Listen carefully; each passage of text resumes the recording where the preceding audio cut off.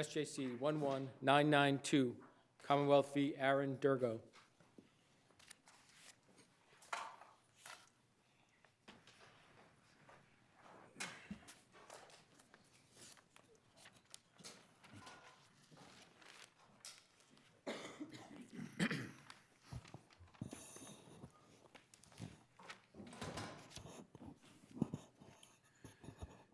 Good afternoon, Mr. Schnipper. Good afternoon, Mr. Chief Justice. And may it please the Court, I'm Merritt Schnipper for Aaron Dirgo. The prosecutor in this case engaged in three separate improper closing arguments designed to bolster the complaining witness's credibility by invoking assumptions about children's sexual knowledge, playing on shame and sexuality, and exploiting withheld exculpatory evidence. It was a short trial, and there was no evidence of guilt other than the complaining witness's testimony. Exactly the kind of case where an improper argument can have the greatest impact on a verdict. The prosecutor had no basis in evidence to argue that HR had never heard sexual terminology before the alleged abuse, or that the language she used in her testimony was foreign to her before she engaged in all these sexual acts with the defendant. In Commonwealth v. Boudry, this court specifically recognized that an argument based on children's presumed lack of sexual knowledge was impermissible and highly prejudicial, even where the complainant is much younger and less sophisticated than the witness in this case. That conclusion was based on two considerations. First, that the assumption simply is not true. Even back in 2005, the court acknowledged many other alternative sources for children's sexual knowledge. And it was also a more specific application of the general rule that prohibits arguing facts not in evidence. The Boudry complainant was 9 at the time of the alleged abuse and 12 at the time of trial. In this case, the complaining witness was 12 to 13 at the time of the alleged abuse and nearly 16 at the time of trial. There's nothing in the trial record to support the claim that a girl of nearly 16 years old had no independent knowledge of sex and sexual terminology. Now, the Commonwealth has claimed that this argument was proper and that there was a basis in evidence to make it because there was testimony that the experiences that were alleged were all new to the complaining witness. Let me just ask you this question. Given your first argument, I mean, do you think, in terms of the prejudice question, given that she was 16 at the time of trial and 12 to 13, and there's a certain inherent incredibility that this would be, does that diminish your argument in that the jury wouldn't buy it? I think it actually enhances the prejudice, and the reason I think it enhances it is right. So in other words, let's counteract the jury's natural possible disposition towards this testimony by reassuring them that, effectively implying that there's some hidden knowledge that this is really the source, that this is really one of those cases. And, of course, I point out to the court that there's this "you are my client" in the opening that I feel prepares the ground for these later prejudicial arguments. But in this particular case, when you're saying, because, and this is what the court really said in Boudry, I mean, it's so prejudicial because you're playing on the assumptions that people have about the way children know or do not know things about sex. And you're kind of invoking those in the face of weak evidence to say, look, you know how people really are. You know how children are. You know she wouldn't be able to say this. No, I'm saying the opposite. I'm saying because the jury would say, give me a break. She's 12 to 13, of course she knows it. That they would discount the prosecutor's argument because it's against their own experience. Well, I mean, that may be the case. I mean, they clearly didn't discount it enough to acquit. But they, is it possible that they would question that even regardless, simply because of the age of the people involved? It certainly is. But I think it's also quite possible that they would say, well, like here, the prosecutor's shooting straight with us. She represents the government, and the government occupies a position of trust that, of course, it makes this type of wrongful argument specifically prejudicial. Now, beyond the simple question. If I can turn to the first complaint issue. Sure. Commonwealth versus King. We give a model instruction. In sexual assault cases, blah, blah, blah. The complainant may have reported the alleged sexual assault to more than one person. That's part of what we say is the model instruction. How much more did the ADA do here than that? Well, two things. The first, you do say that. That's for the judge to instruct the jury as a neutral arbiter of the law. So what more the ADA said than that was this. And I would also say that in King, this court also specifically said a person who repeats their complaints multiple times is no more credible than somebody who stays silent in the face of abuse. You talk about, if someone who's lying may shout to the rooftops. And you specifically say and we're restricting to one complaint because of the inherent prejudice in the multiple complaints. So what she's saying is, you can trust me. Again, I have this position of trust vis-a-vis you, and that if that rule didn't exist, and in other words, the implication is if that rule wasn't there to protect the defendant, when in fact it's a balancing, it's not a protection of one party, if that rule wasn't there to protect the defendant, I would be bringing parade of witness after witness in here to tell you the same thing. Now, there's nothing in the record to suggest, obviously there is reference to the fact that she talked to other people about this incident, but there's nothing in the record to suggest that those complaints were the same as what was testified to in the first complaint, right, which is a school girlfriend and a recitation of a specific event, right? One is a talk with her mom when she gets caught, and one is a interview with a police officer later. So neither of those, there's nothing to suggest that these are consistent complaints. So to say that bringing someone in here, in King, you say the person may have complained to many other people. What the argument here said is, we would be bringing in a parade of witness after witness to tell you the same thing, except we can't because there's a rule of law here that protects defendants. So if I might shift back to the sexual innocence argument for a second, I say it was a particularly egregious violation because it's made while this police report has been withheld that states in unambiguous terms that the complaining witness several years earlier had, quote, detailed knowledge regarding sexual intercourse. So when you're going to make an argument that says she was using terms that were for the most part foreign to her before she engaged in all these sex acts with a defendant, she'd never heard these terms before, she didn't know what these terms were, and you're sitting on a specifically requested document that says this girl had detailed knowledge regarding sexual intercourse as described by her mother before she'd ever met the defendant. That's not only extremely prejudicial, but you're basically in a situation where you could never have made that argument if you had complied with your discovery obligations. So I would argue that there's a level of governmental malfeasance here as well. Did you have some kind of documentation suggesting prior knowledge of sexual language? Well, here's what we had. So in automatic discovery, there was a 51A from DCF saying that the child's mother brought her to the police saying that she read her diary. In the diary it says another child is making her have sex all the time. So that's what's in the DCF report. So that doesn't specifically talk to sexual knowledge, I suppose, but it certainly references the concept of sex. The discovery request that didn't get anything back for it pre-trial, was targeted at any police investigative reports that were generated out of that 51A or in relation to that 51A. When the police report came out after trial and after post-conviction discovery, what it said was, mom brought child to the police department, child has detailed knowledge regarding sexual intercourse, which I would contend is a substantially different piece of evidence and gives a substantially different perspective to the defense on that closing argument than just that there has been a prior allegation of making her have sex. I mean, I still think it's relevant to the automatic discovery as well, but I think when you have such a specific reference to a sexual vocabulary, and you have a closing argument that's focusing on the lack of sexual vocabulary or the presumed newness of sexual vocabulary, you have a very serious conflict between withheld evidence and prosecutorial argument. So does that relate at all to the failure to object? I think it does, because I think if you're going to basically hear a closing argument that's specifically focused on the idea that language was new to the complaining witness before the alleged abuse, and then you've got a police report showing indisputably that the language was not new before the alleged abuse, that any defense attorney, whoever got a bar card would stand up and object at that point. Now, that's not to say there wasn't a plausible basis for making an objection beforehand, but it's really like you say in Boudry, there was a conceivable basis. In Boudry, you talk about a conceivable basis for alternative knowledge. Well, I'd say there's a conceivable basis on the basis of the 51A report. There's a definite, unquestionable basis on the basis of the withheld police report.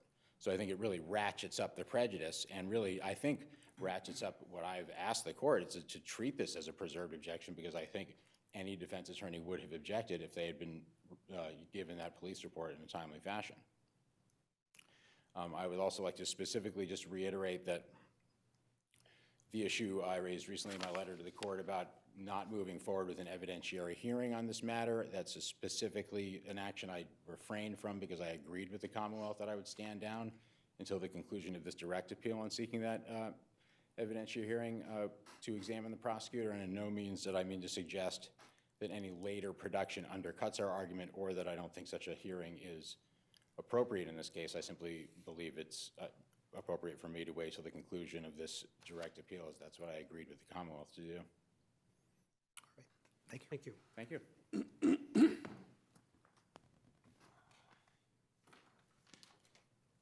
May it please the court, Catherine McMahon, Assistant District Attorney for the Hampden District for the Commonwealth. Sitting with me is Assistant District Attorney Eileen M. Sears, who is the trial prosecutor in this case. As to the question of a Brady violation or discovery, that hasn't been established as a matter of fact.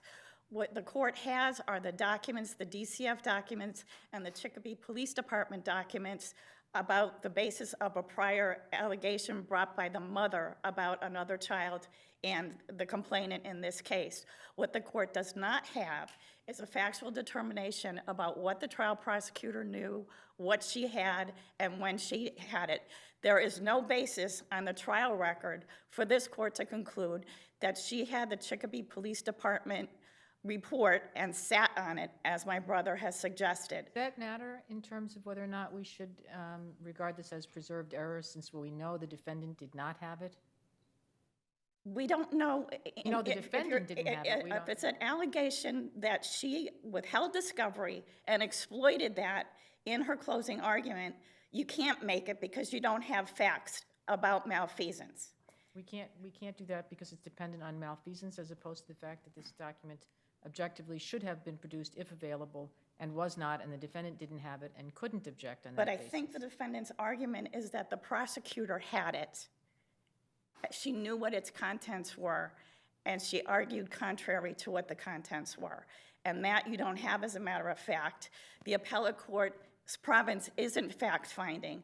So if that is going to be a factor in this court's determination about whether the closing argument here rose to a level of a substantial risk of a miscarriage of justice, because that's what the standard is, then perhaps a remand for an evidentiary hearing on the Brady issue. But I think Justice Lang's point's a little bit different. She's saying that, that the appropriate standard is a substantial risk of miscarriage of justice because the defense counsel did not object, but she's saying that even if the DA did not know about it, the police should have furnished it to the DA, who I hope would have furnished it to the defense it could counsel, and be a therefore, if he had had that, which he should have had, maybe he would have objected to that statement. If it's whether the prosecution wears what the police did or didn't do. So if the prosecutor asked the police department to provide everything they had about prior allegations, and the police department didn't do so, whether by mistake or whether on purpose, whatever, the prosecution wears it.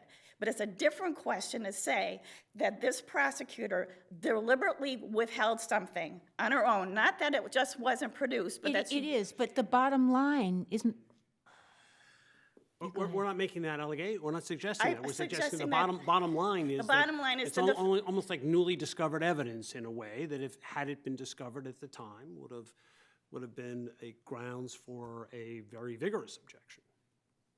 I get that, but my You're brother is just suggesting that there projecting- was some real deliberate misconduct here. And you cannot find that without facts. And it would be the determination of a trial judge at the Superior Court level to make that. I So mean, in terms of it being, We get that, but we also get his point, which is we can't find that she had it either way, merely because he didn't press the point. The fact that he didn't press the point should not be viewed as a concession by him that he recognizes that she had it. It's just, it's in neither here terms nor there. of this But- document, Okay, no. but I think we get the point. we get that, but we still have, The bottom we still line. have the Beaudry violations, and we still have the issue with regard to first complaint. Okay, So as- why is all of those together not sufficient to say that in a case of this type where we have, it all rests on a single witness and the witness is telling events which arguably could be argued to be implausible because of the presence of Miss Hebert while the sex is occurring, if you add up all that, why should we not order a new trial? One, this case is distinct from Boudry in that there was a factual basis in the record demonstrating that the victim was sexually inexperienced until she engaged in this conduct with the defendant. In Boudry, the Commonwealth tried to just have it as a matter of course that children aren't familiar with sexual terminology. Therefore, if the child is familiar with the sexual terminology, it must have been because of the abuse allegedly committed by the defendant.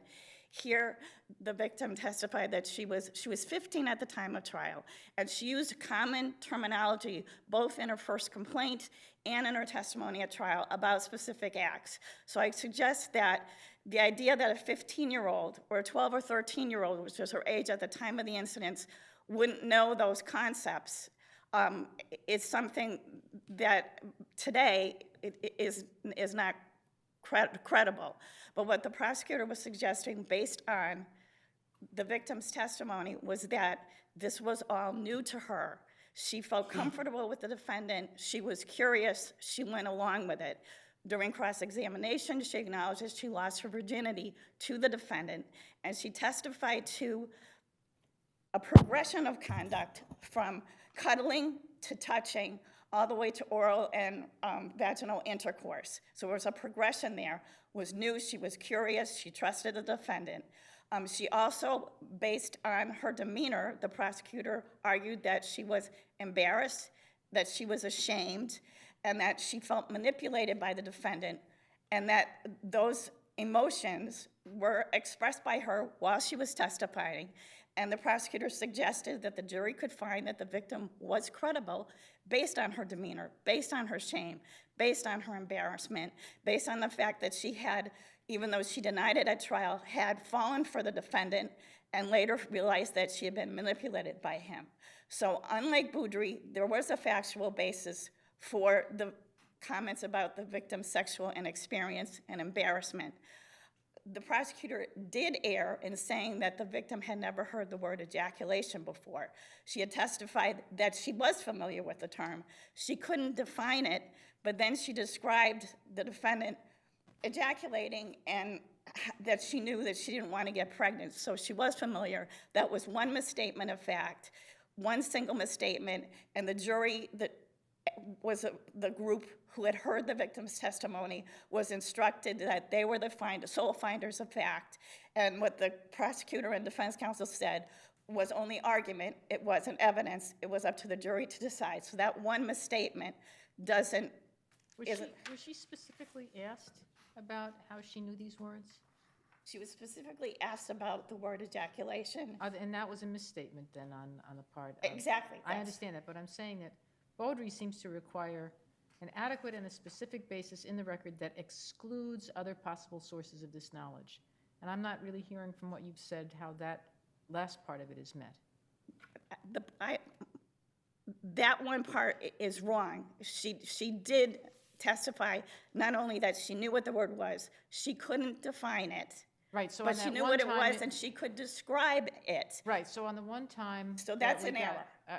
Yeah, I understand that, but I'm saying that on the one time that she was asked to say something about specific language that was erroneously done, right? That was error. That was error. Right. So what other... She was not asked about any other language that she knew no, or how she learned it. No, she described sexual acts. Acts, but not right. The vocabulary of for. No, but she and used. So so my question is, how do you meet the Baudry test, which is an adequate and specific basis that excludes other possible sources of the knowledge? Her knowledge was based on her conduct with the defendant, or it was her saying, "This was all new to me." She was a virgin before she had sex with the defendant. But the terms and phrases that she used, how were those known to her? I don't think that, even though the prosecutor used the word term, I think she was talking about the acts that the victim said she and the defendant engaged in, rather than her knowledge of sexual acts. It was not the words, but the conduct. The conduct was new to her. It wasn't that she was able to say a particular phrase to describe the conduct. It was the conduct that was new to her, and that's expressly based on her testimony. So let me ask you this, though. back to this police report. Wouldn't the police report be relevant to that, at least in cross-examination of the complainant? The police report it's hearsay. It's the mother saying, I read my 7-year-old's diary, and it has that. So if the mother could testify to what she had read, yes, that could go to it in cross-examination. The further end to it is the discovery that was provided post-trial, in which the victim and the other little girl were interviewed by DCF, and both thought that sex was kissing. So in terms of her great knowledge of what sex was, there's a counter in that investigation. So yes, it would be fodder for cross-examination, but the Commonwealth could have countered with exactly what the victim thought sex was back then in time. And again, this was a 15-year-old girl testifying at the trial. It wasn't surprising that she was aware of the words that she was using to discuss acts. What was new to her was the conduct, and she expressly said it was new to her, that conduct was new, and that was the point. In terms of the first complaint, the victim and the first complaint witness were cross-examined extensively about what the victim said and what she didn't say, to a detective who interviewed her afterwards, and in cross-examination, the victim's discussion of things with her mother. So the prosecutor argued that the jury had heard the first complaint instruction, would hear it again, and then using the point of it, there could be other complaint witnesses, but the Commonwealth is limited to one. And the jury knew that she'd spoken to at least 2 other people about it, the detective, her mother, as well as the first complaint witness. So it's not a suggestion that the prosecutor had knowledge independent of what was presented to the jury that she was using to bolster the victim's credibility.